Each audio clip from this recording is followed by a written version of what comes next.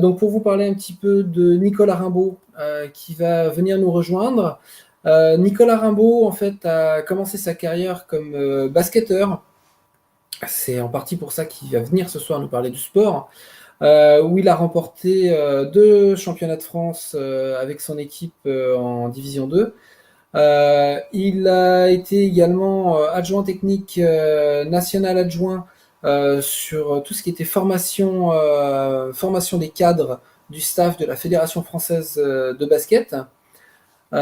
C'est un coach, un mentor, un grand monsieur que j'apprécie énormément, qui a également eu l'occasion de coacher de grands sportifs, voilà, qui a une formation en préparateur mental, qui a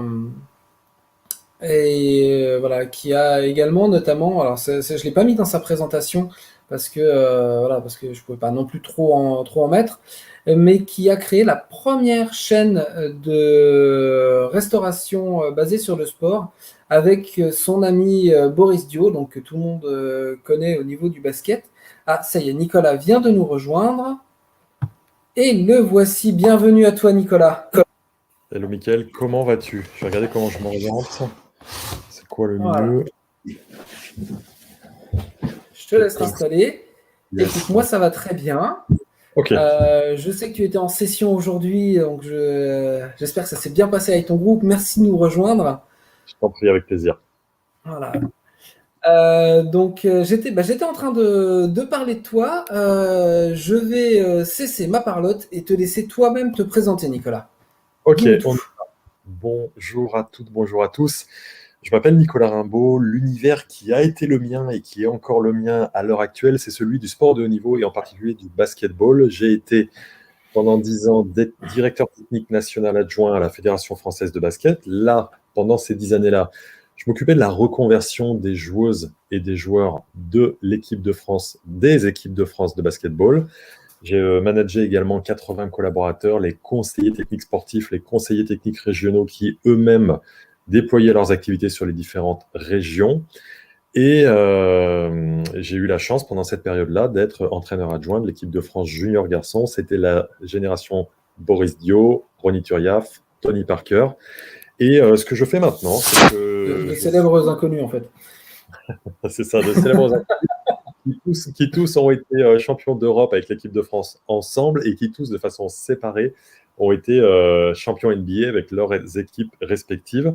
J'ai eu beaucoup de chance de côtoyer ces personnes dans leur parcours. Je n'ai pas la prétention d'être pour quoi que ce soit dans leur parcours. Des gens comme ça, des célèbres inconnus, comme tu le dis, en fait, qui que soit sur leur parcours, ils ont ce que j'appelle une vision inspirée qui leur permet justement d'aller dans la bonne direction. Donc, j'ai travaillé avec eux et puis désormais, ce que je fais, c'est que j'accompagne des performeurs et des dirigeants d'entreprise. Effectivement, là, je suis en immersion sur un de mes groupes de mastermind, le Mastermind Leader Time. Et en fait, ils vont continuer à travailler sans moi parce que c'est complètement volontaire d'y aller. Et donc, je viens de revenir dans ma chambre d'hôtel pour être pleinement avec vous dans l'heure qui vient. Ma spécialité, c'est de travailler sur le couplage des pensées et des émotions et de ce que j'appelle le mindset de gagnant, comment je communique avec moi pour ensuite mieux pouvoir communiquer avec les autres et déployer qui je suis, ce que je suis. Voilà qui je suis en quelques mots.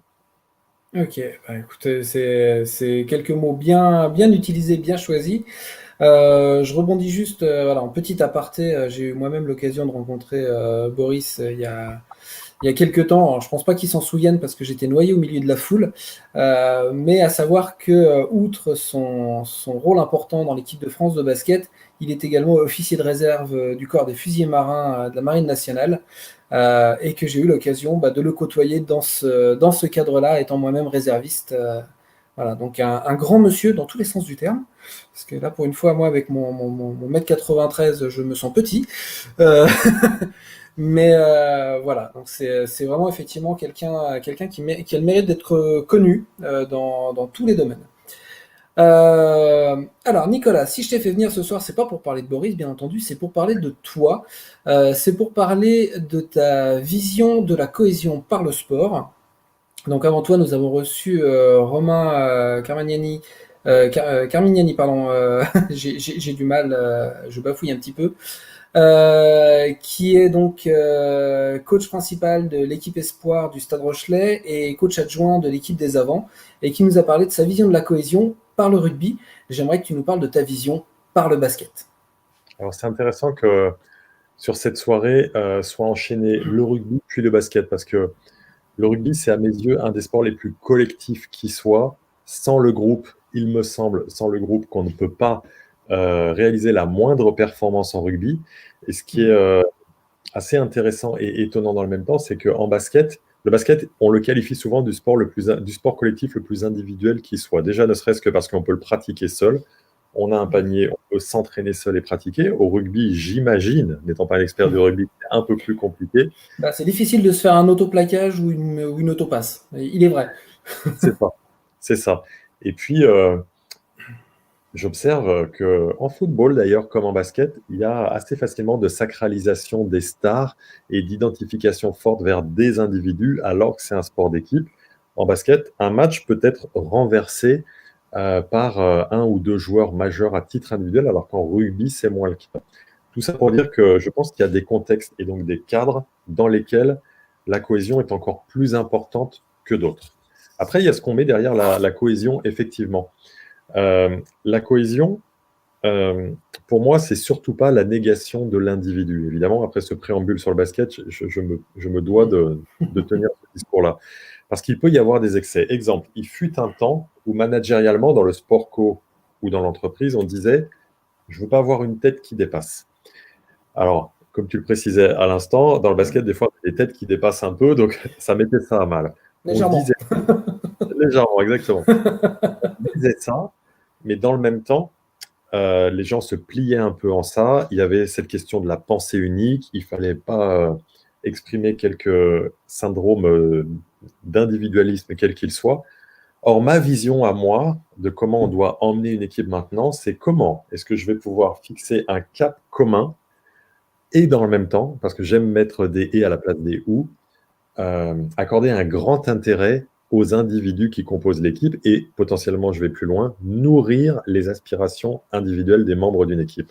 Quand on a une équipe de sport collectif ou quand on a un comité de direction d'une entreprise, puisque j'interviens auprès des leaders, des dirigeants d'entreprise et de ces structures-là également, on peut plus s'en sortir juste en disant, voilà, le cap c'est là et on va comme ça et c'est terminé.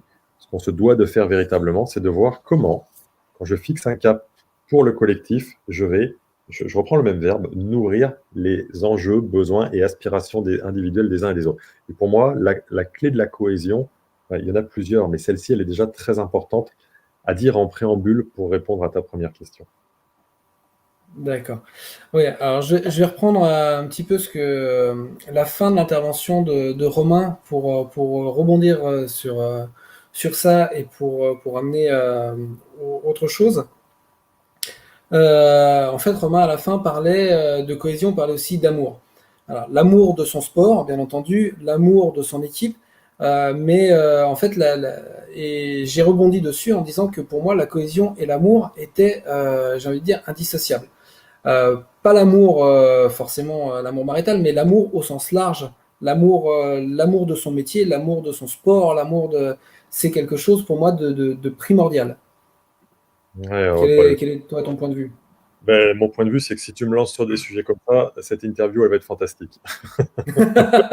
Déjà, Mais c'est ce que j'espère, Nicolas, c'est ce que j'espère. exactement. Voilà déjà mon point de vue. L'amour, c'est fondamental. Le premier amour pour arriver à avoir une équipe qui soit cohésive, c'est d'arriver, et je vais être dans la même lignée que le premier élément de réponse, dans un amour de soi qui soit puissant et grand. L'amour de soi, c'est pas l'ego. L'ego, c'est plein de choses. Et au milieu de ces choses-là, comment est-ce que je considère que je suis le plus important de tous? C'est pas ça.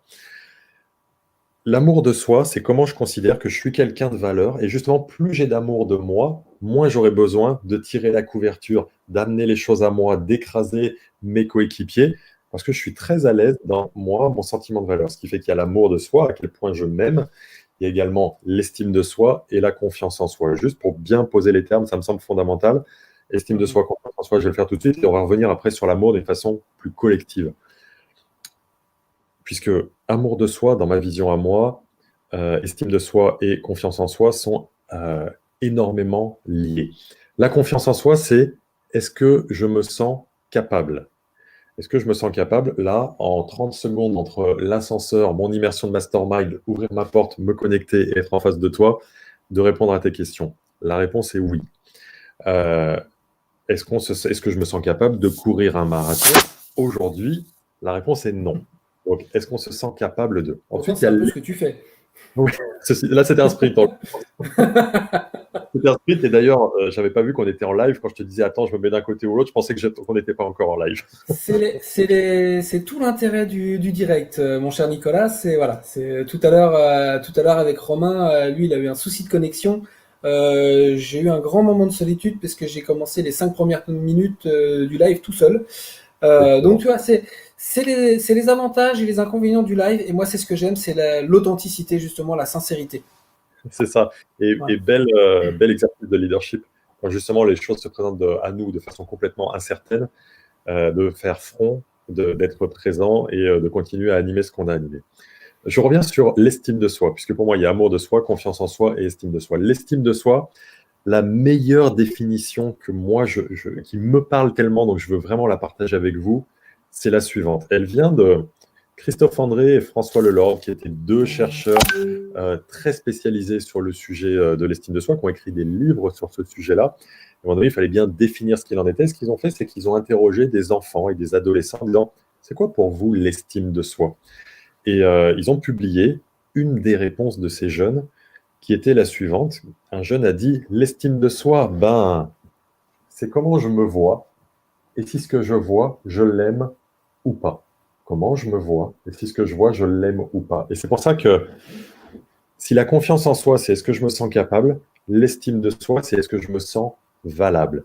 Et si on arrive fortement à implémenter dans une équipe qu'on anime amour de soi, estime de soi et confiance en soi, on aura pour le coup une disparition assez majeure de tous les phénomènes de concurrence, de jalousie et de volonté de me mettre en avant, comme je le disais tout à l'heure.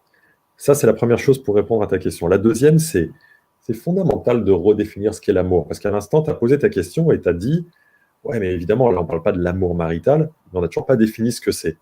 Alors qu'il existe une super définition qui, du coup, va nous parler. Parce que c'est vrai que quand on parle de l'amour, il y a peut-être des gens qui voient, qui ont vu l'intervention précédente et celle-ci, qui vont dire, mais qu'est-ce qu'ils font? Ça n'a rien à voir, ça n'a pas sa place. Et l'amour, quelqu'un qui le définit au mieux, c'est Einstein, qui définit l'amour comme la synthèse des opposés. La synthèse des opposés. Et est-ce que la synthèse des opposés dans le même temps, c'était pas prévu, hein, tu m'as posé la question et Ouais, ouais, mais... c'est ma vision. Est-ce que la synthèse des opposés n'est pas une clé constitutive de la cohésion quelque part? Je veux vraiment vous renvoyer cette question-là. Parce que si je suis capable de ramener, synthétiser, c'est pas moyenner, mais de synthétiser, d'observer, de prendre le meilleur de tout type de personnes dans une équipe, y compris dans les opposés de l'équipe sur certaines valeurs générales peut-être, est-ce qu'on n'a pas à travers l'amour, qui est donc ça, une possibilité de développer la cohésion.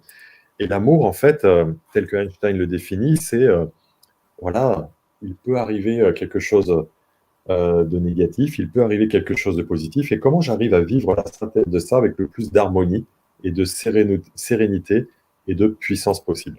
Voilà ce que j'ai envie de répondre à ta question, tout simplement. Bah, écoute, ouais, effectivement, pour rebondir, on dit souvent, tu vas dire c'est un lieu commun, mais on dit souvent les contraires s'attirent. C'est tout à fait ça. Et c'est marrant parce que justement pendant l'interlude entre la fin de l'intervention de Romain et la tienne, je parlais également de ce que je fais moi au niveau de Self-Care Success, au niveau de mon métier d'accompagnant. Et je parlais également donc de cultiver l'unicité de chaque personne pour le bienfait du collectif. Voilà. Puisque pour moi, effectivement, le travailler en équipe, c'est pas seulement se reposer sur le fait, je radote pour ceux qui étaient là à l'interlude, c'est pas simplement se dire, bah voilà, Martin, il est ingénieur informatique, on va lui faire que de la prog, que des choses comme ça. Je dis non, Martin, il est peut-être effectivement spécialiste de l'IT, mais à côté de ça, il fait du basket, ou il fait du badminton, ou il fait du bushcraft, il fait de la rando, il fait de la voile. Et c'est ce qui va faire à l'extérieur, en fait, qui va créer son unicité et qui va donner une plus-value à son travail dans l'entreprise parce qu'il va avoir un autre regard par rapport à son expérience extérieure. Ouais, c'est ça. Et Voilà. c'est comment je peux aller chercher le meilleur dans l'autre. On est assez assez spécialistes dans notre pays, en France, pour aller chercher le défaut chez l'autre. Et en fait, une clé essentielle, ça me fait penser à ce sketch de Florence Foresti, qui raconte qu'elle est tombée amoureuse d'un nouveau jeune homme qui est fantastique, il joue de la guitare, il est passionnant, etc. Et puis dans la suite de son sketch, elle dit 6 mois après, il me saoule celui-là avec son banjo. En fait, l'idée, ça serait de dire, pour créer une équipe, là c'était une équipe sous la forme d'un couple ou d'un binôme, accepter que je prends la personne comme ce qu'elle est dans son entier. Quand on constitue une équipe au début on voit plutôt a priori que les qualités chez l'autre, ses bons côtés. Enfin, pourquoi? Parce que quelque chose de très important que j'ai pu voir dans ma pratique, c'est l'humain s'use au contact de l'humain. Et donc en fait, j'ai accompagné une fois une équipe qui travaillait dans une entreprise, ça faisait 18 ans que ces personnes-là travaillaient 5 jours sur 7 dans le même bureau. Et les personnes ne pouvaient plus se supporter. L'humain s'use au contact de l'humain. Et en fait, dans la constitution d'une équipe, habituellement, on regarde d'abord ce qui est intéressant, sympa chez les autres. Moi, je suis très fan de koh. Alors, si on entend que c'est de la télé-réalité, si vous voulez, est-ce que c'est planifié à l'avance avec des scénarios? Je ne sais pas, mais je trouve que c'est très révélateur des comportements humains. Et au moment où on tourne cette vidéo, il y a eu le premier épisode de la nouvelle saison qui était quelques jours avant nous. Et en fait, au début, en Polynésie, d'ailleurs, je crois qu'ils sont restés. Absolument. Et au début, alors, chacun se trouve sympa. Ah, tu fais ci, ah, tu fais ça, ah, c'est fantastique, etc. Et petit à petit, on va aller chercher les défauts chez les autres. Mais en fait, on a tort au démarrage quand on ne regarde que ce qui est beau, et on a tort à la suite quand on ne regarde que ce qui est pas beau. L'idée, c'est d'embrasser, au sens premier du terme, l'ensemble de ce qu'est l'autre, dans son unicité, comme tu le dis, dans sa différence, dans ses beaux côtés et dans ses mauvais côtés. Et accepter l'idée que des fois, je vois un peu plus les uns ou les autres, mais que se satisfaire d'une vision à un seul œil serait pour le coup quelque chose qui serait l'opposé de la synthèse des opposés, donc de l'amour dont on parlait tout à l'heure. Je le vois comme ça. Tout à fait. Ça, en fait, koh Lanta, c'est un bel exemple qui me parle bien et qui me fait aussi revoir un autre point que j'abordais pendant l'interlude, décidément. Tu m'as écouté, en fait, non? Ah non, j'étais avec mon groupe, j'étais à fond avec... Voilà, où je reprenais un point qu'un de mes instructeurs me disait quand j'étais militaire, et qui nous disait qu'un commando, c'était pas un seul homme. C'était un groupe d'individus qui avaient chacun leur unicité, leur spécificité, et qui mettaient tout en commun pour un objectif commun. Voilà. Et je trouve que, voilà, parce que cette phrase-là me revient souvent en mémoire, c'est quelque chose que je cite souvent dans mes accompagnements, et ce que tu viens de dire, justement, fait vraiment résonance avec ça, quoi. Oui, c'est ça. C'est la différence entre un groupe et une équipe, c'est que quand c'est un groupe de personnes, ok, qui sont là, pas grand-chose de plus. C'est que l'équipe, c'est on va mettre en commun des choses pour atteindre un objectif. Et c'est vrai que cette phase initiale, elle est très importante pour pouvoir forger les fondamentaux qui permettront que le groupe tiendra de façon durable, en fait. Et souvent, on l'oublie. On pense que le simple fait de rassembler des gens suffira. C'est très largement insuffisant, en fait. On doit rassembler les gens et on doit ensuite leur expliquer le pourquoi, leur donner le sens, leur donner le cap, leur donner la vision. Et dès lors qu'on fait ça, on se donne un peu plus de chances de vérifier ce qu'il en est. Parce que l'idée, c'est de rassembler des personnes qui, certes, tu disais tout à l'heure, les contraires s'attirent, c'est vrai. Et pour constituer un groupe, ce qu'on doit faire, c'est qu'on doit rassembler des personnes qui ont des valeurs communes, et qui vont pour autant pouvoir apporter leur singularité, leur différence dans la façon de penser, dans la façon de réagir, dans la façon d'être impressionné par la situation, ou au contraire d'être serein, dans la façon d'être créatif là pendant que quelqu'un sera plus rationnel. C'est vraiment cet ensemble-là qui sera intéressant en fait à regarder. Alors, pour en revenir au sujet initial, donc qui est la cohésion par le sport, j'ai moi le geek interplanétaire, grand abonné à Netflix, vu il y a très peu de temps la série documentaire sur Michael Jordan. The Last Dance. Yes. Et qui m'a impressionné parce que non seulement on en apprend plus sur la vie de ce grand monsieur qui est Michael Jordan, mais également sur sa faculté d'adaptation, donc sur son unicité, sa faculté à se dépasser lui-même par ses méthodes d'entraînement, on va dire poussées à l'extrême, mais en même temps son jeu ultra collectif. C'était la tête d'affiche des Chicago Bulls, et pour autant, il n'a jamais cassé du sucre sur le dos d'aucun de ses équipiers. Il s'est jamais mis en avant. C'est les médias qui le mettaient en avant, mais lui ne s'est jamais mis en avant par rapport à ses équipiers et poussait justement ses équipiers à eux-mêmes se dépasser. Donc toi, justement, en tant qu'ancien joueur, ancien directeur national adjoint, voilà, quel est ton ressenti sur ce genre de performance et sur cette cohésion justement qui peut exister dans le monde du sport de haut niveau et dans le basketball plus précisément? Ouais, tu prends un excellent exemple parce que pour les toutes premières années de sa carrière, il était le meilleur scoreur de la NBA, mais il gagnait Mmh. pas de titre. Et il a compris que s'il acceptait de baisser un peu sa moyenne de points marqués, ce qui est le marqueur égotique individuel de performance en basket, il aurait plus de chances de gagner des titres. Et ce qui est très impressionnant chez lui, ou comme chez LeBron James en ce moment, ou Mmh. comme chez le regretté Kobe Bryant un peu avant, c'est Paix cette à son âme. compréhension paix à son âme, c'est cette compréhension que seul je ne pourrais pas y arriver et Mmh. que j'ai envie de décupler ça. On peut prendre l'exemple chez Michael Jordan de ce joueur extraordinaire qu'il avait comme coéquipier, qui était Dennis Rodman, on le voit dans le Mmh. reportage d'ailleurs, qui, la veille d'un match décisif pour le titre, prend un jet privé et va à Las Vegas et va faire le show sur un ring de catch et va en boîte de nuit médiatisée, filmée par tout le monde Mmh. avec des jolies filles et plein de bouteilles, etc. Et il revient le lendemain matin à l'entraînement. Et la grande intelligence, certes, de Michael Jordan et encore plus de Phil Jackson, le coach, c'est Mmh. il arrive à l'entraînement, il se joint, tous les joueurs sont autour du cercle central pour le brief de lancement de l'entraînement. Il se joint, il ne se fait pas rentrer dans l'art. Michael Jordan, qui était un véritable tueur, Mmh. intransigeant, on le voit bien dans le reportage, il tue ses adversaires mentalement, il les détruit.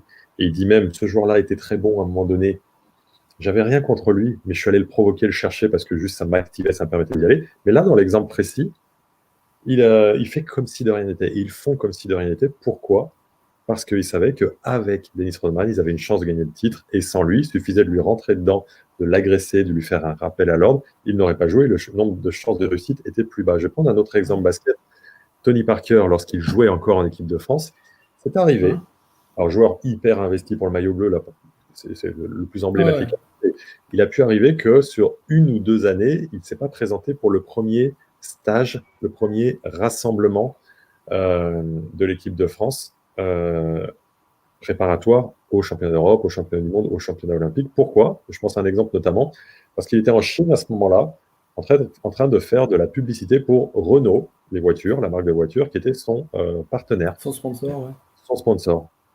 Et alors, si on le regarde de façon très critique à l'extérieur, on pourrait dire c'est scandaleux, c'est quel manque de respect, c'est anormal, bla bla bla. Sauf que c'était posé et c'était expliqué par le coach, c'était expliqué à tous les joueurs et tous les joueurs étaient ravis qu'il y soit. Et pourquoi? Parce qu'ils se disaient ok, il va là, mais nous on sait qu'on pourra compter sur lui quand ça va performer. Et en fait, je préfère que Tony Parker, si j'étais son coéquipier dans le moment, ne soit pas là pendant le stage initial de lancement, mais qu'il soit là pendant les autres stages de formation puis la compétition, parce que grâce à ça, moi, j'ai une chance d'avoir une médaille autour du cou. Et en fait, et je sais que ça peut être clivant ou interpellant. Comment est-ce que, quand quelqu'un hyper performe et amène une valeur très, très, très, très élevée au groupe, on peut, voire même c'est normal et logique, de lui permettre de lâcher certains points qui sont pourtant obligatoires pour les autres. C'est la différence entre l'égalité et l'équité, en fait. Parce que si tous les équipiers ou les membres d'une équipe apportaient autant, dans ce cas-là, il ne peut y avoir de transmission de règles, de transgression pardon, de règles, et il ne peut y avoir de favoritisme ou de petites doléances particulières. Par contre, si on a quelqu'un qui surperforme, mais c'est vraiment la condition, qui Oui. surperforme, c'est indispensable qu'il puisse avoir des petits aménagements. Ce qui se passe très mal dans les entreprises notamment, c'est le phénomène des barons. Le baron, c'est quelqu'un qui a des bons degrés de performance pour l'entreprise, souvent dans la dimension commerciale d'ailleurs, et Mmh. qui du coup s'arroge lui-même la possibilité de sortir du cadre, de faire ce qu'il veut, et de ceci et de cela. Et là, on est mal par rapport à ça, parce que cette personne, souvent, elle a certes des résultats supérieurs, mais au niveau des comportements et des soft skills et de la relation et de l'exemplarité, elle n'y est pas, sans que ça soit fixé dans le cadre du groupe, avec le management, etc. Et dans ces cas-là, on est dans de la baronnie et pas dans une star réelle qui apporte. Et là, ça nécessite d'être très fortement recadré, en fait, quels que soient les résultats de la personne. Ouais, là, je rebondis là-dessus parce que ça m'interpelle par rapport à un exemple que j'ai eu avec un client et puis surtout un reportage qui est passé il y a très peu de temps, pardon, il y a très peu de temps sur TF1, me semble-t-il, où justement il montrait un directeur commercial qui faisait son board du lundi matin et où il passait son temps à démonter chacun de ses commerciaux. Mais quand je dis démonter, et encore quand je dis démonter, je suis gentil parce il les a pulvérisés comme dans un Thermomix. Et pour lui, à la fin, se jeter des fleurs et s'encenser par rapport à ses résultats. Et Hmm. moi, c'est au niveau du leadership, je trouve ça niveau en dessous du plancher. Pour moi, c'est nul à chier, quoi. Pour parler simplement et crûment.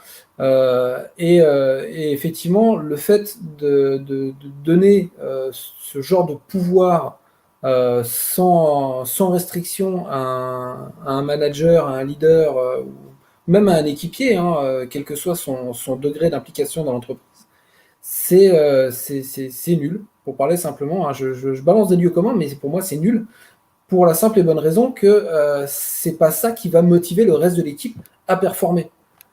Voilà. Un manager comme ça, moi, qui me pulvérise, m'incite juste à aller voir ailleurs, quoi. Donc, Absolument.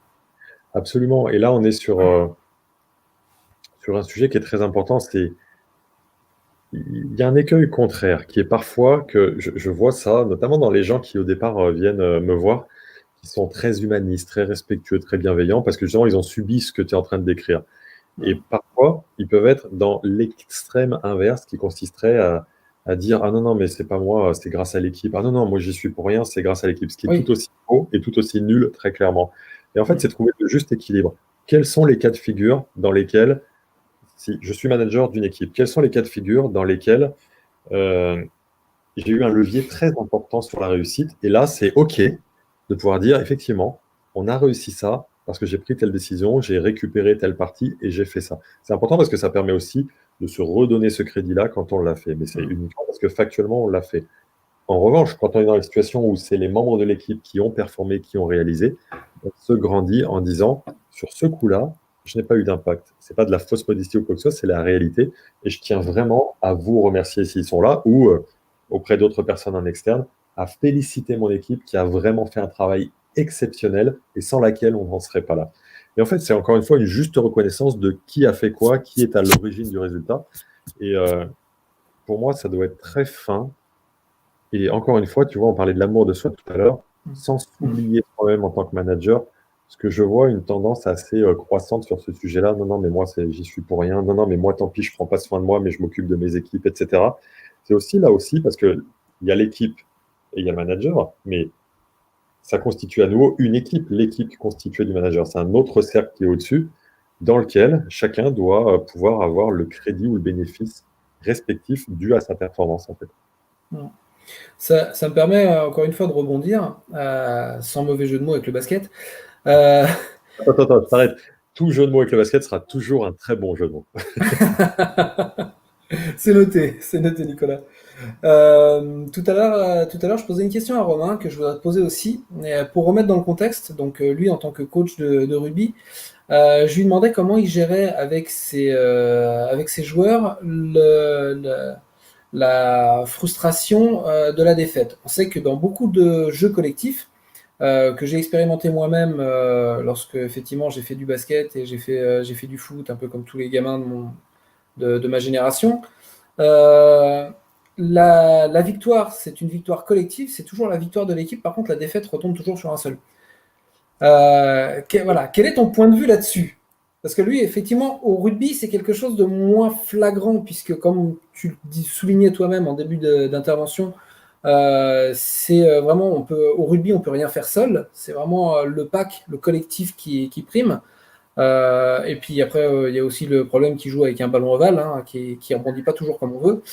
C'est vraiment quelle Voilà. idée. Mais au niveau du basket, justement, comment ça se passe? Comment toi, en tant que joueur à l'époque, tu as vécu ça? Ouais, c'est une super question parce que tu as raison, quand on a gagné, c'est forcément le résultat de l'équipe, etc. Sauf que si tu as, pour le coup, un joueur qui, à la dernière seconde, a réussi à se défaire du marquage de deux joueurs et à marquer dans des positions incroyables, c'est comme lui qui fait gagner l'équipe, quoi qu'on en dise. Mm. Sauf que lui, on lui a bien appris la langue de bois qui consiste à dire, c'est grâce à l'équipe, j'y suis pour rien. Et à Mm. l'inverse, quand on perd, on va aller chercher quelqu'un. Alors, si on est en mode maladroit mais bienveillant, on va aller chercher un responsable à notre défaite. Si on est en Mm. mode maladroit et malveillant, on va aller chercher un coupable. Mais dans les deux cas, on risque d'avoir tort. En fait, tu es en train d'amener un sujet pour lequel, pour la réponse, j'ai envie de t'apporter le concept des attributions causales. Les attributions causales, c'est les causes c'est les choses qu'on attribue à ce qui s'est passé. Je vais te donner un exemple concret. On a perdu, c'est la faute de l'arbitre. Ça, on peut l'entendre sur tous les terrains de sport C'est collectif. clair. Et ça, en fait, c'est une attribution causale externe négative.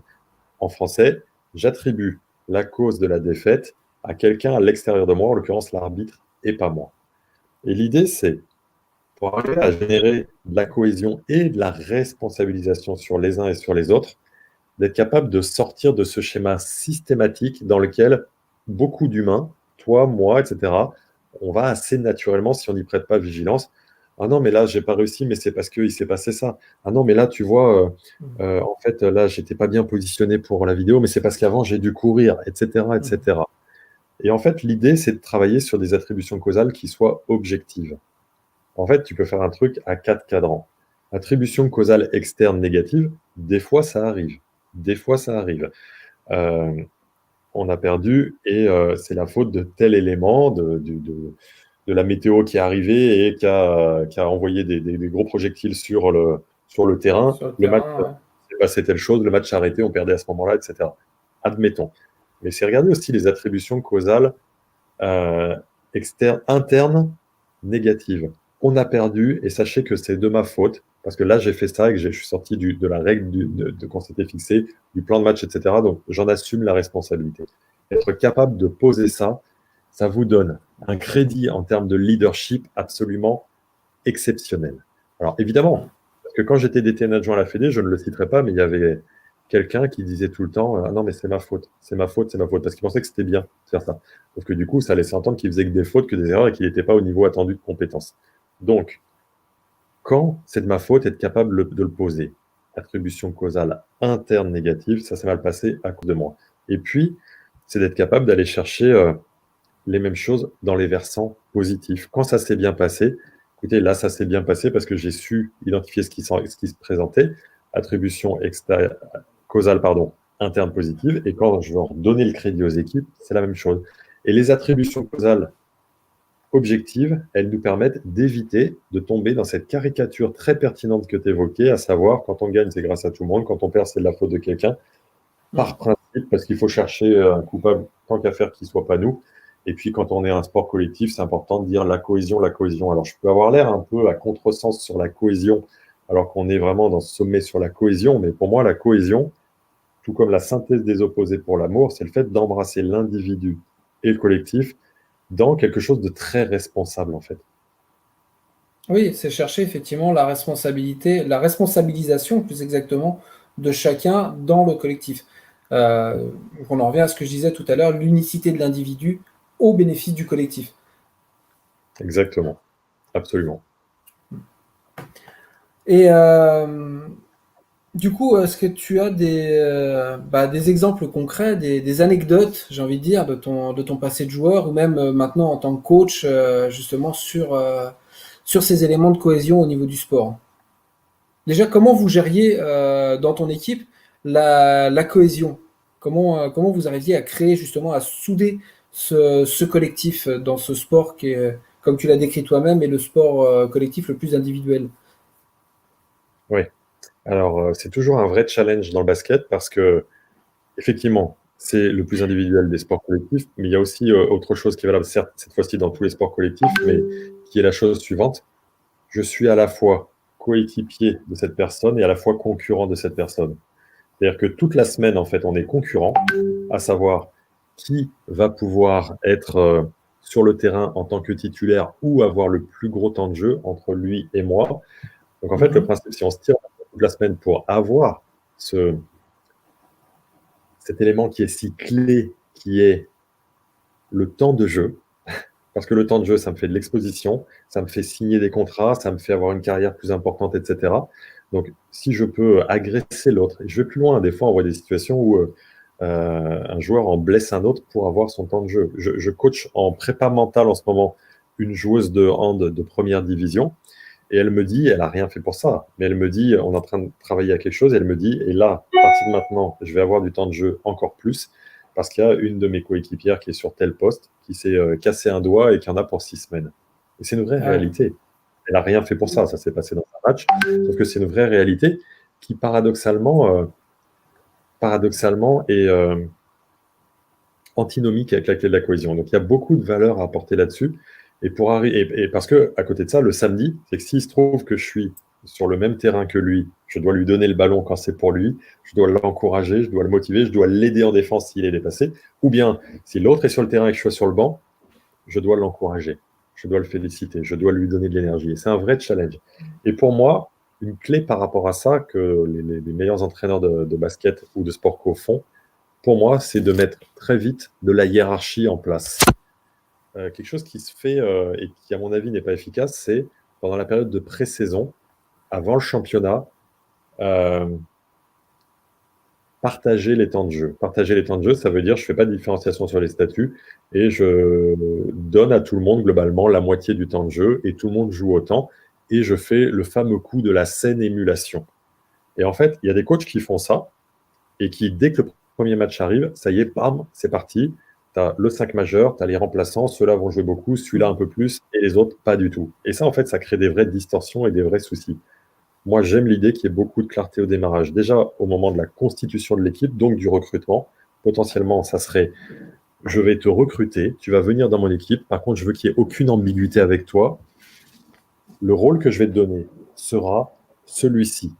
J'attends ça de toi. D'ailleurs, tiens, dans mon groupe de mastermind avec lequel je suis, j'ai un des membres du groupe qui est entraîneur de futsal en première division. Entraîneur de futsal en première division. Et il nous expliquait, pas plus tard que hier, qu'il a un vivier de joueurs. Il a un vivier de joueurs supérieur à l'effectif qu'il amène pour un match. Et il dit, j'ai expliqué à un joueur qui me disait qu'il voulait venir dans l'effectif. Je lui ai dit, OK, tu vas venir, mais tu vas venir. Et je te le dis, que les choses soient claires, tu ne rentreras pas. Sauf blessure, tu ne rentreras pas. Est-ce que tu es OK avec ça? Est-ce que c'est clair pour toi? Et en fait, je pense qu'on a besoin de donner de la clarté à ce qu'on attend des uns et des autres. Ça ne veut pas dire qu'il n'y a pas une dynamique qui se met en place et qu'on ne va pas changer ça dans l'année, et que si quelqu'un se révèle, je vais rester comme ça. Ça serait être rigide. Alors Ouais. que le management de la cohésion, c'est d'être dans la rigueur, mais avec cette possibilité d'éloigner les choses et de bouger, de faire bouger un peu les lignes. Et c'est cette capacité à dire, voilà, lui là, ou elle, bien sûr, c'est le joueur majeur. C'est la personne dont j'attends qu'elle score chez nous, par exemple. Donc, cette capacité de dire en face à face, en individuel, j'attends ça de toi, qu'il n'y ait pas d'ambiguïté, et le courage d'avoir à le dire devant tout le monde, pour éviter les doubles discours. Du type, je crois en toi, puis je crois en toi, puis je crois en toi, mais en fait, je ne le partage jamais devant le collectif. Je fais croire à l'autre que je crois plus à lui qu'à toi, etc. Et cette capacité à le partager devant le groupe, de sorte que chacun sache exactement ce qu'il en est au démarrage, parce que c'est souvent, et toi tu connais bien ça dans les expériences de vie que tu as pu avoir, c'est dans les Mm. conflits, les tensions, les affrontements que les êtres humains se révèlent. Et pour moi, au plus, dans une situation la plus pacifiée, euh, désincarnée d'enjeux ou autre, je pose ça, au plus, ça sera implémenté directement dans la pratique quand on sera en situation d'épreuve. Donc pour moi, il y a vraiment ce cadrage initial de comment j'attribue à chaque personne les rôles. Et d'ailleurs, à mes yeux, à moi, la clé numéro une et indispensable de la cohésion, c'est, là, on n'est pas devant plein de gens, mais en général, je suis là et je dis, OK, Mm. c'est quoi selon vous la clé numéro une de la cohésion? Et là, j'entends des réponses comme, c'est la communication, c'est la confiance, c'est le respect, c'est l'esprit d'équipe, c'est l'engagement, c'est plein de trucs comme ça. Et pour moi, tout ça, c'est très important, mais c'est pas la clé numéro une. La clé numéro une d'une équipe en cohésion, pour moi, c'est clarté des rôles et des tâches de chacune ou chacun. clarté des rôles et des tâches. Et notre job, c'est d'être très précis, très spécifique sur ça. Et que, je le disais, si je suis face à un joueur ou face à un collaborateur, je sois capable très clairement de lui dire ce que j'attends de lui et que devant le collectif, je sois capable de le partager. Parce que si je ne le fais pas devant le collectif, il peut se passer la chose suivante. C'est que si je te dis, si tu étais mon joueur, tiens, j'attends que tu fasses ça là, et en fait, toi, tu as moyennement envie de le faire, tu préfères faire le boulot de l'autre. Et si je ne le partage pas dans le collectif, et si on j'ai le nez tourné, tu vas aller faire son boulot, mais lui, c'est pas, que je n'ai pas à le faire, puisque lui, il pensait que c'était le sien, et qu'est-ce qui va se passer? Et en fait, il y a deux choses. Ça m'évitera à moi d'aller faire le boulot de l'autre, puisque je sais spécifiquement que j'ai ça à faire. Et puis surtout, ça m'engagera sur le fait que mon boulot, il faut bien que je le fasse aussi, et que je n'aille pas attendre que quelqu'un d'autre le fasse. Et c'est pour ça que le deuxième temps qui consiste à expliquer, partager tout ça devant tous les membres de l'équipe, c'est vraiment fondamental pour se mettre sur la bonne vision, sur la bonne lignée. Et je peux que inciter les gens qui veulent travailler sur la cohésion, c'est-à-dire toutes les personnes qui assistent à ce sommet extraordinaire, de réfléchir précisément, est-ce que j'ai apporté ou j'apporte suffisamment de clarté sur les rôles et les tâches des gens que j'anime, je manage, j'encadre? La réponse est souvent non et c'est pas grave. Dès lors que j'y mets de la conscience, je vais pouvoir y revenir et redonner ça. Et rien que ça fera vraiment baisser l'éventuel nombre de tensions, conflits, désaccords, etc. au sein de l'équipe. Alors moi, j'abonde complètement dans tout ce que tu viens de dire. Forcément, voilà, je retranspose toujours à mon vécu principal, donc qui est le monde militaire disciplinaire, Absolument. où effectivement, quand on partait en mission, on savait exactement ce qu'on avait à faire, et même en cas d'imprévu. Quand j'étais jeune pompier, j'avais un de mes adjudants-chefs qui nous disait, quand tu pars en mission, quand tu montes dans le camion, imagine toujours le pire, tu seras jamais déçu. Voilà. Donc, ce qui sous-entendrait, en fait, mets-toi dans la position où tu vas trouver un truc, le pire truc que tu puisses imaginer, que tu aies pu voir en scénario de formation, parce que comme ça, si tu tombes sur quelque chose de potentiellement moins grave, eh ben, tu seras beaucoup moins stressé et beaucoup plus axé dans ta mission. Et quand on arrivait sur intervention, la première chose qu'on faisait, et ce qui choquait souvent les passants qui n'avaient pas connaissance de nos pratiques et de nos méthodologies, quand on descend du camion en intervention de sapeur-pompier, on va d'abord se mettre en rang derrière le camion. On part pas comme des bourrins ouvrir les rideaux, récupérer les tuyaux. On se met en rang derrière le camion et le chef d'agré, donc le responsable du véhicule, nous donne à chacun, nous rappelle plus exactement à chacun notre mission. Et une fois qu'il nous a donné notre mission et que pour lui c'est acté qu'on l'a en tête, là on peut partir. Et pour moi c'est quelque chose de très très important, comme tu viens de le préciser, que chacun ait sa mission. Et c'est pareil pour un commando, c'est pareil dans une entreprise. Quand on arrive dans un staff, moi qui ai bossé également dans l'industrie, qui ai bossé à l'usine, qui ai bossé voilà, pour un grand groupe international que je ne citerai pas ici parce que j'ai pas l'intention de leur faire de la pub, mais voilà, quand on arrivait sur site et qu'on avait une mission à accomplir, eh bien notre chef d'équipe ou notre directeur de service nous rappelait avant de commencer, voilà, toi tu feras ça, toi tu as ça à faire, toi tu as ça à faire, toi tu as ça à faire, vous deux vous bossez en commun, une fois que vos missions sont finies, vous vous rendez compte et vous allez aider les premiers. C'est voilà, le cadre était posé, les missions étaient claires et précises et chacun faisait son boulot. J'ai bossé dans d'autres entreprises où c'était, voilà, bah, y a ça à faire, démerdez-vous. Et bah, c'était, voilà, pour parler simplement et crûment, c'était le bordel. La mission était ce que dans l'armée on appelle échec mission, parce que c'était ni fait ni à faire. Alors que dans le premier cas de figure, tout était cadré et en un temps record, on avait bouclé la mission, l'intervention.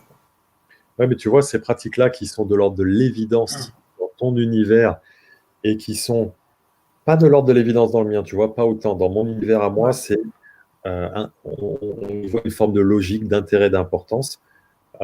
Pour moi, qui intervient énormément au milieu d'entreprise, on en est très loin de ces pratiques-là. Et c'est pour ça d'ailleurs que le milieu d'entreprise est très féru de savoir comment ça se passe dans ton univers comme dans le mien, parce qu'il y a des principes comme ça qui peuvent sembler être du BSP. Le BSP, pour moi, c'est le bon sens paysan. ou le bon sens pratique. Sauf C'est que ça.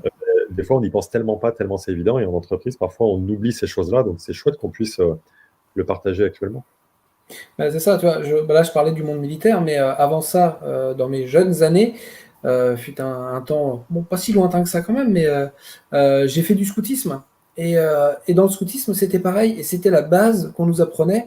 On fonctionnait en mode de patrouille, donc on avait le chef de patrouille et son second, son adjoint, et au milieu, il y avait toute la hiérarchie qui allait du 3e, 4e, 5e, et jusqu'au petit dernier, au petit jeune qui venait des louveteaux et qu'on formait, qu'on appelait affectueusement le cul de patte, le cul de la patrouille, le petit dernier de la patrouille, et chacun avait son rôle. Et souvent, ces rôles-là étaient même, je cherche le terme, étaient validés, valorisés par l'attribution d'un badge.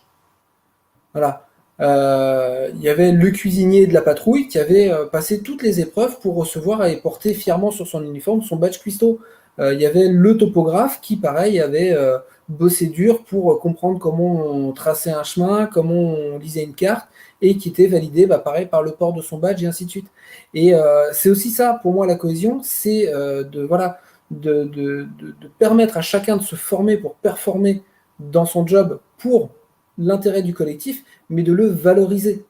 Voilà. Pas juste une tape sur l'épaule en disant c'est bien, t'as fait ta formation, maintenant tu vas bosser. Non, c'est vraiment le valoriser, le mettre en avant en disant voilà, t'as performé, t'es devenu beaucoup plus performant dans ta mission et tu vas pouvoir mieux servir le collectif. Voilà. Et quelle que soit sa position, j'anticipe sur les interventions de demain, mais un des intervenants de demain, donc le vice-amiral Finaz, dans son livre, écrit qu'un bon leader est quelqu'un qui se met au service de son équipe. Voilà. Et que c'est au leader, en se mettant au service de son équipe, de créer la cohésion. Voilà. À partir du moment où le manager, le chef d'équipe, ou même le directeur, le PDG, des fois même, ça peut arriver, que ce soit avec son codir ou directement avec ses salariés, disent voilà, je voudrais qu'on fasse ça, on a telle mission à faire pour tel client ou pour telle action de l'entreprise ou autre, de quoi avez-vous besoin? Ouais, c'est Voilà. ça. Et C'est c'est ça. Pour quelque moi, chose qui en France est très très souvent oublié. Souvent, on donne une mission et après c'est débrouillez-vous quoi. Et pour moi, alors que non, le simple fait d'énoncer la mission, de demander quels sont les besoins, c'est ça aussi qui va créer la cohésion, qui va créer l'émulsion, parce que les gens vont avoir tendance à réfléchir ensemble pour arriver à cet objectif commun. absolument. Et pour moi, c'est un des leviers essentiels du leadership que tu es en train d'apporter, qui est celui de servir, justement. Euh, J'aime dire que il y a deux questions à 1 million de dollars, deux questions à 1 million de dollars qui sont fondamentales à poser pour emmener les gens. La première, c'est quels sont tes défis, quels sont tes challenges, quels sont tes projets, quels sont tes obstacles, quels sont les trucs qui te turlupinent en ce moment. Première chose. Et la deuxième, c'est comment est-ce que je peux t'aider par rapport à ça? Mm. Et en fait, quand on fait ça, on Ouais, c'est tout témoigne à fait ça. d'un intérêt sincère pour l'autre et d'une volonté de le ou la servir. Et le leadership, c'est ça. Et c'est comme ça qu'on entraîne nos équipes. Et pour développer de la cohésion, en tant que manager, capitaine, leader, etc., c'est d'utiliser ça avec chacun et d'inviter les coéquipiers, les membres de l'équipe, à agir de la même façon de part et d'autre, en fait, les uns avec les autres. Mm. Ouais, tout à fait. Voilà, c'est pour moi, c'est l'objectif. C'est aussi l'objectif de cette semaine de la cohésion, hein, rappelons-le, parce que c'est sur toute la semaine où on va intervenir là-dessus, c'est d'arriver à transmettre. Alors, je vais pas dire faire comprendre, parce que je l'ai utilisé tout à l'heure, et en fin de compte, non, parce que en disant faire comprendre, c'est-à-dire que je me pose en ayant la vérité absolue, ce qui n'est absolument pas vrai. Hein, je tiens à mettre les choses en parallèle. Chacun a sa vérité, chacun a sa vision, mais j'aimerais justement partager au maximum ma vision, ta vision, la vision de tous nos intervenants, parce que c'est en mettant en commun toutes ces visions brique par brique, voilà, c'est comme je le fais avec mes gamins quand je fais du Lego, c'est brique par brique, on arrive à construire quelque chose de solide, durable et fonctionnel. Voilà. Et C'est ça. c'est chacune de ces visions, c'est pour ça qu'on aborde différents thèmes, donc le sport, l'armée, l'entreprise, l'insertion, la famille, parce que c'est ces 5 piliers qui sont, je pense, fondamentaux pour pour toute entreprise en fait qui veut performer, c'est-à-dire tenir compte voilà, de l'état physique de son entreprise, d'où l'intérêt du sport. Parce que voilà, quand on a des salariés qui font du sport, ils ont enfin, le physique, mais surtout le mental. Le fait que voilà qu'une entreprise fonctionne bien, c'est essentiel. Le monde militaire apporte ce côté discipline et vraiment cohésion esprit de corps. L'insertion, c'est en prévision justement. Moi qui viens du monde de l'insertion aussi, qui ai travaillé pour l'EPID, euh, on formait ces jeunes à pouvoir s'intégrer au sein de l'entreprise pour être performants pour l'entreprise pour laquelle ils allaient bosser, de façon à se valoriser eux-mêmes, parce qu'en étant performants pour l'entreprise, eh ben, ils s'auto-satisfaisaient, ils s'auto-valorisaient. Voilà. Et en dernier lieu, donc la famille, parce que pour moi, c'est la base, c'est le pilier. J'aime beaucoup d'ailleurs quand j'ai affaire à des chefs d'entreprise qui disent mon entreprise, c'est ma famille. C'est bien, enfin, même si pour certains, j'espère qu'ils traitent mieux leur famille que leurs employés, mais ça, c'est un autre point de vue, c'est un autre sujet. Mais voilà, quelqu'un qui arrive dans sa famille, à avoir une symbiose, une vraie cohésion, c'est quelqu'un qui va réussir à la retranscrire dans son entreprise, dans son équipe, dans son management. Donc voilà, c'est pour moi tout l'intérêt de cette semaine de la cohésion. Et c'est pour ça que je te remercie encore. C'est pas terminé, mais j'en profite encore une fois pour te remercier, Nicolas, de nous apporter ton expertise dans ce domaine. Avec plaisir, on partage ça, cette vision 180 degrés, les 5 domaines que tu évoques. Moi, je développe le concept de 50 nuances de leadership pour dire qu'il y a Oui, plein de façons de regarder le leadership à travers différents types d'angles, de personnalités, d'univers. Et ouais, je trouve que c'est très éclairant et très inspirant. Et bravo pour l'organisation de cette semaine de la cohésion parce que ça démontre bien que quand tu fais ça, tu prétends pas, et donc il n'y a aucun doute là-dessus, être dans la moindre vérité, mais plutôt dans l'éclairage et l'ouverture de plein de façons de penser, parce qu'on peut penser le leadership de mon côté ou la cohésion du tien euh, de multiples façons, et c'est surtout, quand tu utilises notamment l'exemple des parents, c'est tellement important à mes yeux, c'est surtout comment différents types d'humains dans des contextes différents déploient-ils des solutions liées à la cohésion? Et on pourra très bien trouver dans le sommet des interventions des intervenants sur la parentalité qui vont nous éclairer dans la dimension professionnelle mm, et inversement.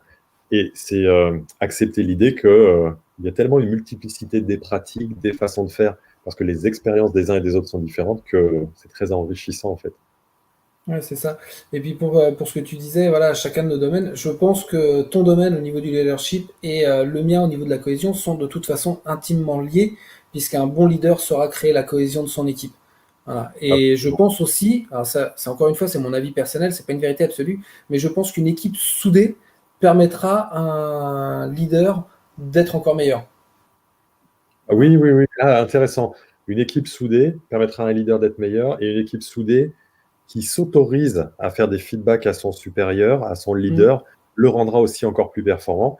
Et pour moi, une des clés de la cohésion aussi, c'est si moi, leader, je suis capable d'avoir de l'autodérision sur moi, de l'autocritique justifiée, pas exagérée sur moi, Ouais. et je suis capable de dire, et ça c'est un discours important pour moi, de dire à mes coéquipiers, aux membres de mon équipe que j'attends de leur part et plus que j'attends, j'exige de leur part d'avoir du feedback et de la critique sur ma façon de progresser.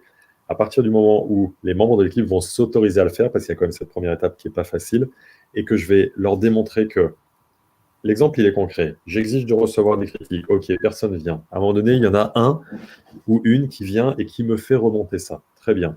Je l'écoute très attentivement. Je l'écoute très attentivement avec une pleine présence, hein, pas en mode j'ai le smartphone, je suis à côté, etc. Je l'écoute attentivement. Ensuite, si je trouve que c'est pertinent et si euh, je considère que je dois changer mon comportement, je le fais, je change le comportement. Une fois que j'ai changé mon comportement, c'est pas la fin de l'histoire parce que quand je suis leader vis-à-vis de l'équipe ou quand je suis dans un couple derrière, l'autre peut peut-être me dire, il faut que tu fasses gaffe à ça. Je fais gaffe au sujet, je change de comportement, mais l'autre s'en rend pas compte. C'est possible. Donc l'étape d'après, je dois aller dire, tiens, reviens, je veux t'expliquer que ce que tu m'avais dit, j'en ai tenu compte et j'ai changé mon comportement et j'ai adapté. et je remercie la personne à ce moment-là Mhm. de m'avoir administré la critique, etc. Et je la réinvite à continuer. Et quand on fait ça, on va voir tous les membres de l'équipe qui vont se dire de façon très soudée, c'est vraiment chouette parce qu'en fait, on peut faire remonter à notre leader des sujets, des feedbacks, des visions, etc. Avec quand même un bémol ou un point de vigilance qui est on fait remonter nos points de vue. Ça ne veut pas dire que nécessairement tous ils vont être suivis de changements Non, radicaux. Et ça, il faut que ça soit bien expliqué au démarrage aussi. voilà, c'est le principe de la boîte à suggestions. Faut pas, voilà, faut pas s'attendre à ce que tout soit suivi à la lettre, parce qu'il faut aussi tenir compte de plein de paramètres bon, qui sont un petit peu. On va pas se lancer dans ce genre de débat, mais voilà. C'est moi ce que j'aime, justement, ce que j'essaie de valoriser aussi, c'est dans cet esprit-là le management horizontal. Où justement, voilà, il y a un leader défini qui lui va travailler avec la hiérarchie, avec le directeur, avec le codir et avec le PDG s'il y a, mais qui par contre va se placer au même niveau que ses équipiers, tout en gardant sa position de leader, bien entendu. Hein, ça, faut jamais le dénigrer, mais qui Ouais, par contre va se placer au même niveau qu'eux pour justement maintenir un dialogue permanent. c'est ça. Ouais, c'est ça. C'est se mettre au même niveau pour le dialogue, la communication, l'échange, l'intérêt sincère à l'autre, on l'a vu, et le souhait sincère d'obtenir du feedback. La différence étant de bien dire, pour autant, qu'on va être en mode décision, c'est moi qui vais prendre les décisions, et ce n'est pas parce que je suis très en écoute, très en bienveillance, que je dois perdre cette facette-là. Et ça, on a besoin de le dire en préambule. Je prends vraiment l'exemple de si je veux. Allez, je suis chef d'entreprise et on va déménager, on va changer de locaux. Ce que, pour être très dans la cohésion et la prise en compte des avis, ce que les entreprises font souvent, c'est qu'elles demandent à l'ensemble des collaborateurs de s'exprimer. Et à partir de là, c'est le début de la fin, parce que on va en avoir un qui va avoir dit, moi, je veux que mon bureau soit comme ça, l'autre, non, moi, mon bureau comme ça. Et en fait, tout va être globalement incompatible. La pratique d'aller demander à l'autre du feedback est très bonne, à la condition qu'on explique au préalable. Vous allez nous refaire remonter vos infos, très bien. Maintenant, il faut juste qu'on se mette bien d'accord sur une chose. Notre engagement vis-à-vis de ça, c'est de tenir compte de ces inputs, de ces infos que vous allez envoyer, tenir compte de ça dans notre processus de réflexion puis de décision. Et donc, ce qu'on attend de vous, c'est véritablement, pleinement, de faire remonter les infos et de considérer que quand vous avez fait remonter les infos, c'est la fin de l'histoire, vous avez fait votre boulot. Et là, nous, on prend notre relais qui est, on va saisir toutes ces infos et prendre des décisions sur tout ce qui est remonté dans l'intérêt du collectif. Et donc, ce qu'on attend de vous, c'est de ne générer aucune frustration sur ah ouais, mais moi j'avais dit de faire rouge et ils ont fait bleu. Ben oui, mais et alors?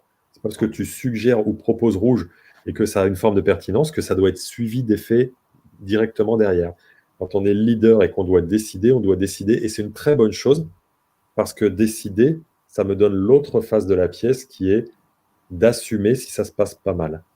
Donc, C'est on ça. doit expliquer tout ça à tout le monde avant pour que le cadre soit clair. Oui, je fais du collaboratif à certains moments, pas toujours.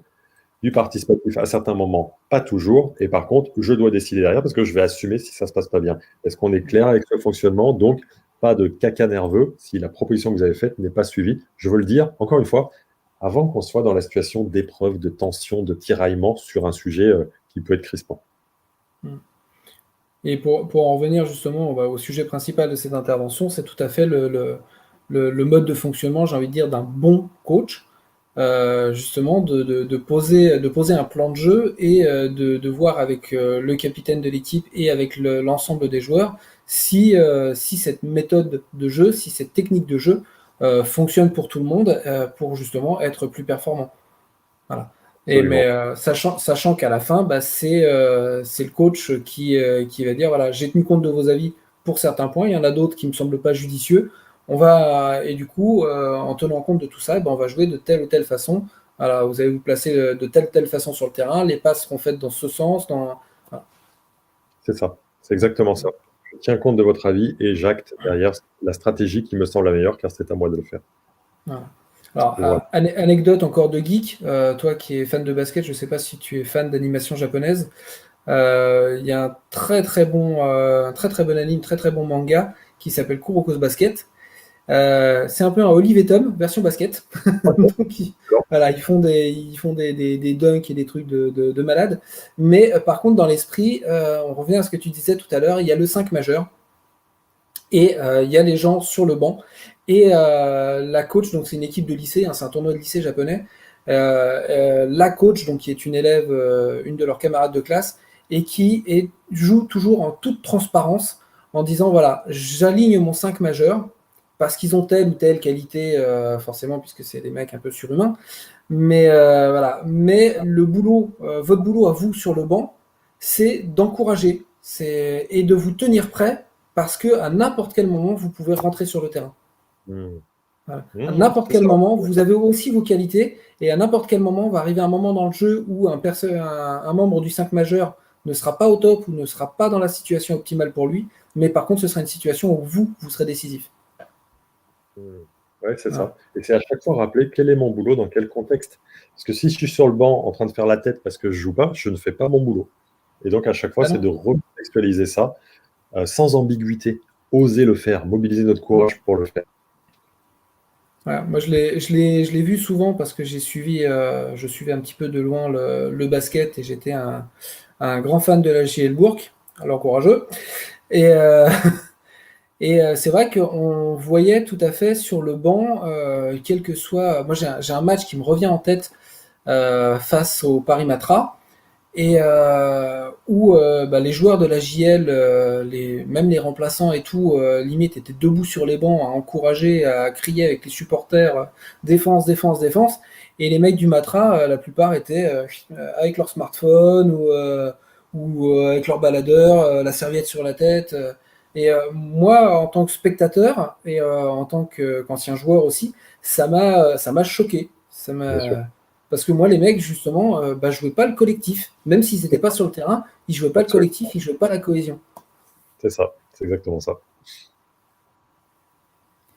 Bien. Alors, comme tous les intervenants, je vais te poser la question. Si tu avais un message à faire passer, quel serait-il? Quel serait ton mot de la fin, Nicolas? OK. Euh, Tout est dans le mindset. Tout est dans l'état d'esprit. Tout est dans la conscience qu'on met sur le couplage de nos pensées, de nos émotions.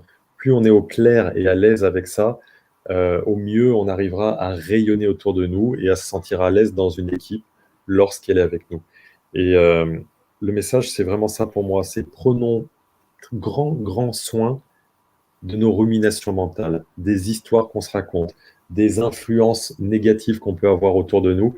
Dès lors qu'on arrive à être le plus en conscience sur ces sujets-là, il n'y a plus rien qui peut nous arrêter. C'est une conviction très forte pour moi. Bah écoute, c'est une conviction que je partage, et je te remercie encore une fois de ton intervention, de ta participation à cette semaine de la cohésion. Tu as une actualité peut-être à nous partager avant de partir, en plus de ton mastermind là, qui est en cours? Eh ben, je vais lancer bientôt un programme qui s'appelle, je le citais tout à l'heure, sans le promouvoir tout à l'heure, un programme qui s'appelle 50 nuances de leadership. Donc, c'est un programme qui va sortir bientôt. N'hésitez pas à aller sur mes réseaux sociaux, vous verrez des liens qui expliquent ce que je fais. J'ai mon Mastermind Leader Time, j'ai mon programme Mindset de gagnant, des coachings en individuel et ce nouveau programme que j'aime beaucoup, 50 nuances de leadership, pour différents types de formats, de tarification, etc. Donc, merci de me permettre de dire ça, mais permets-moi en retour de te remercier et d'inviter les gens qui nous regardent à te faire intervenir parce que ce que tu fais est brillant. Je te remercie infiniment, Nicolas.